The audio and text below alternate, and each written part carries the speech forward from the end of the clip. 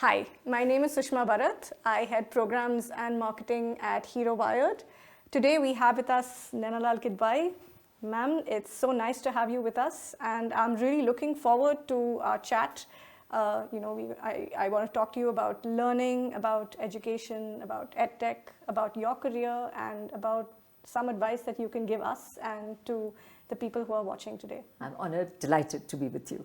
So I'd like to actually kickstart off by asking that in all your years of experience, do you think there's been a change in what is expected from a working professional in terms of, what should they know, and what is that change then?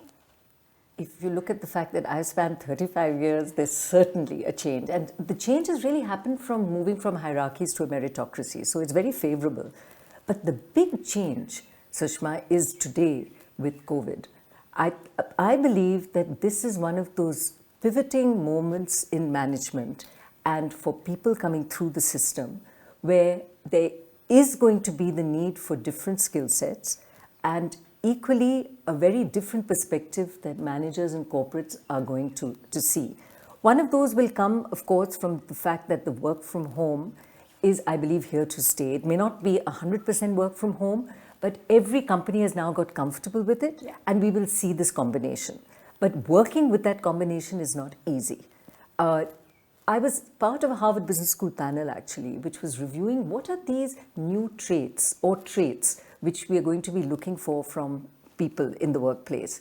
And right up there was resilience and agility. I think the recognition is that change is going to be so much a part of the system that all of us have to be resilient and agile, pivoting to change. The organizations that get it right, the individuals that get it right are the ones that will survive. A second trait which came up is collaboration. Now, collaboration has been part of a mantra for, just eons. It's, again, being reinforced through teams and the ability of teams to work. But I believe the challenge, and I was listening to an interview of 4 of the global tech CEOs, the Satya Nadellas of the world, and they're all saying we're going to have to reinvent how collaboration looks in this new normal. So a collaboration where you're not all in the office, a collaboration across verticals, and how we work together is going to be harder, but is going to require a whole different set of skills, but it is very much a requirement. A third area which has arisen is values and humanism. And I think the humanism comes from the fact that suddenly people are entering your home. So the sort of big laugh that everyone was having was over the Coke global CEO doing his interview with his kitchen apron on because he'd forgotten to take it off. And the fact that you're dovetailing home and work in the same place, and your kids jump into the frame, the home noises that enter. But it's sort of personalized how we work. So you've obviously broken the glass ceiling. You've had a lot of firsts. What would you consider the 3 diktats that you have lived by and that you think would be, which are, perennial, which they're always going to be evergreen in terms of something which you would give as advice to today's youth? So I'm going to draw on not just what I think, but on the 30 women CEOs who I had as subjects in a book I put together, which was 30 Women in Power, their voices, their stories. And while these were women CEOs, I think the traits they talk about apply to anyone, men and women, girls and boys. And one lot was what I would call the traits. So the traits inevitably about passion for work. You have to enjoy what you're doing to get the best out of what you do. Hard work, inevitable. You have to work hard to be able to achieve. And the passion and hard work sort of go together. Another trait is collaboration and teamwork, which we touched on earlier. Important to be able to work with others because none of us have the complete skill set that is needed. So having others that can work well with you, that you can draw on, and in doing good teamwork, to have diversity and inclusion at the core. Why is diversity and inclusion important?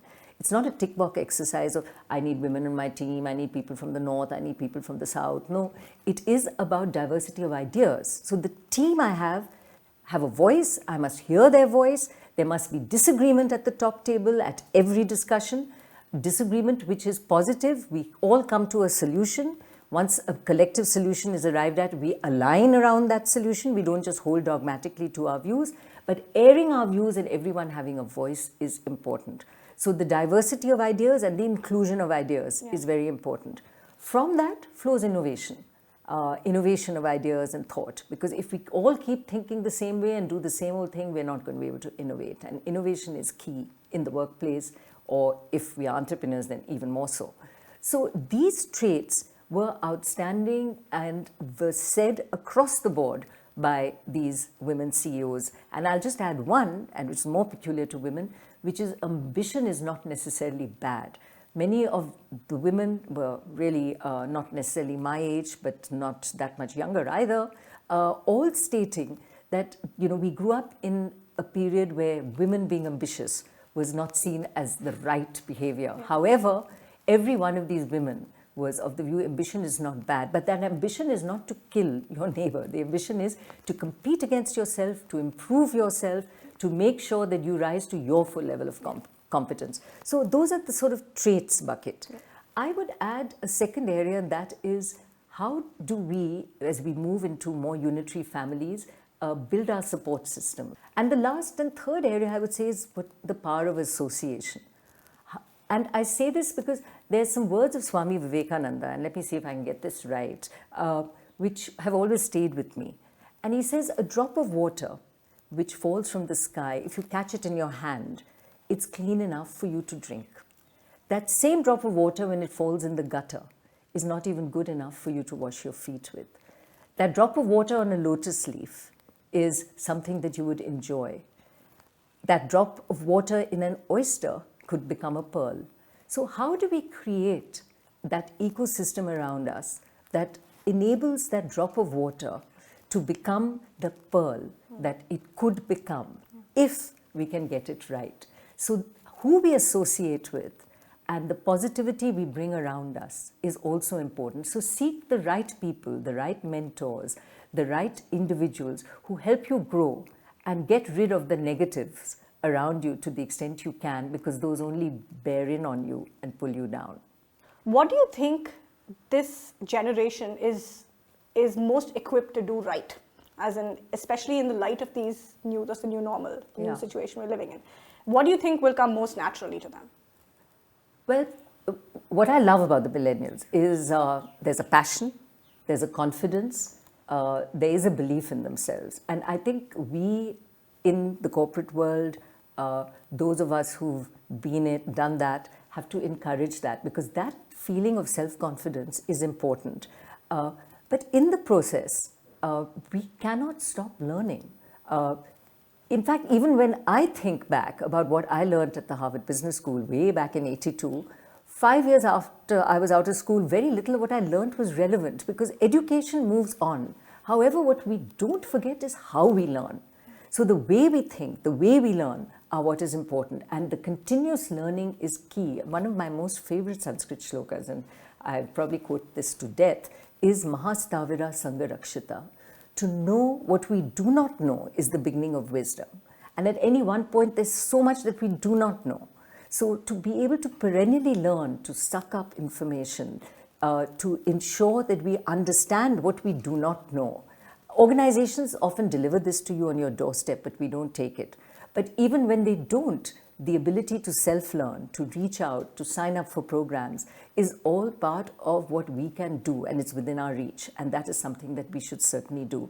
And the millennial is really well placed to do it, because digitally savvy, able to do this, do it in your own time, do it at midnight, however you want to work. But don't forget that what you're trying to do is enhance your skills and learn and be able to deliver. So where do you think is the gap? Because clearly they do have the confidence, they have this, they have the ability and the access to information and knowledge. So where is the gap which you see today in the market when it comes to millennials and youngsters really getting what they need to know to be more relevant in their workplaces? I think there is a restlessness, which is a positive if it's a restlessness to acquire knowledge.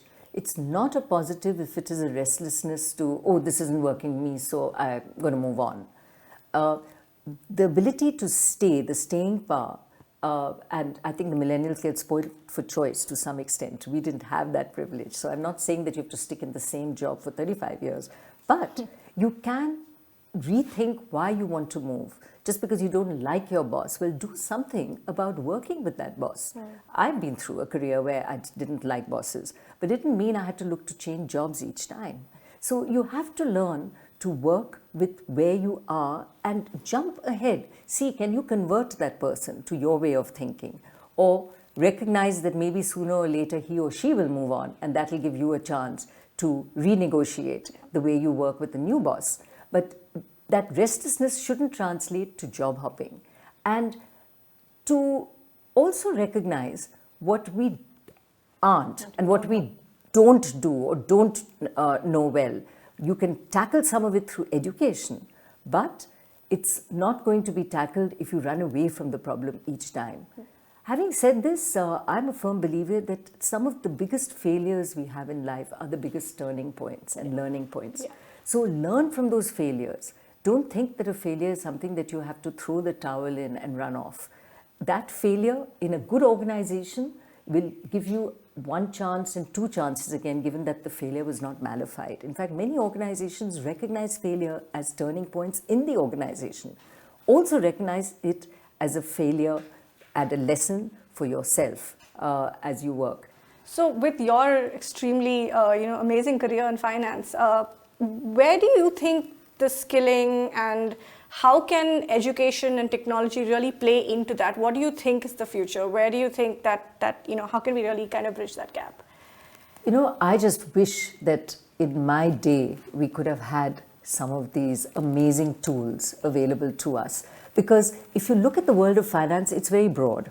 And the ability to understand where we are going with it cannot easily happen through classrooms. And you take fintech, it's changing almost on a weekly basis. There's new things happening, and it's happening all over the world, from Silicon Valley to Bangalore. So how can we get the best minds in the spaces to talk to us?